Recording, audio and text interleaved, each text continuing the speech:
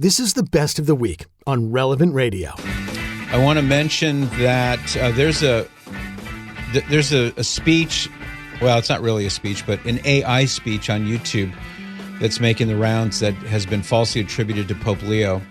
So just here's the skinny on that. And this was a bulletin that came out from Vatican News yesterday.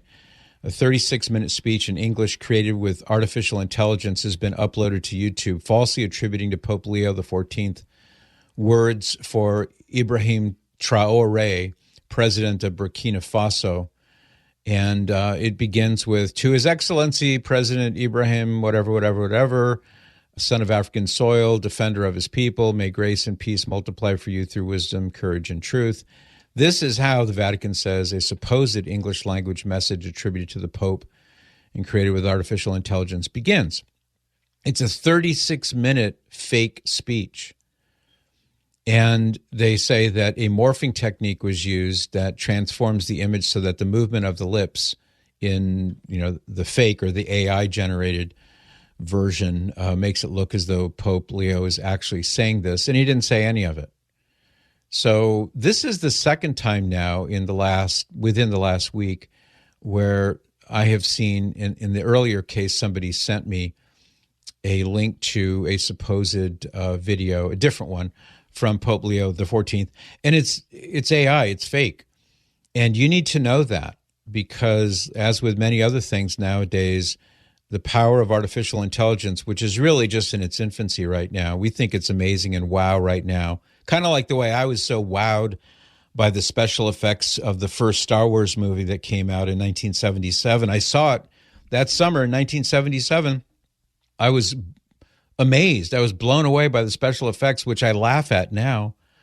I mean, models on strings and, fake explosions. But in those days, it was really impressive. And I have a feeling this is something similar. So people are really easily taken in. Don't be taken in.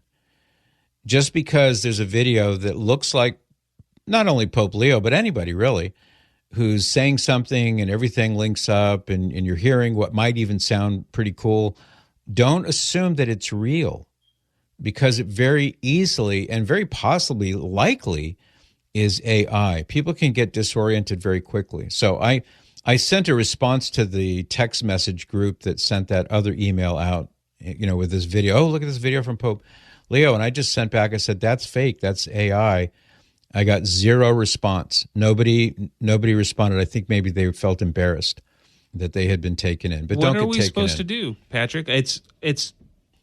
We're being bombarded with this, and you and I have our thumb on the pulse of what's going on with AI, and we're constantly learning and seeing what it's up to. And every day, so you can spot that this is you knew that this was fake. Yeah, but it's getting better every single day, and now it's to the point where I'm not sure if what I'm seeing is real or not. I know what's going to happen when we can't trust anything.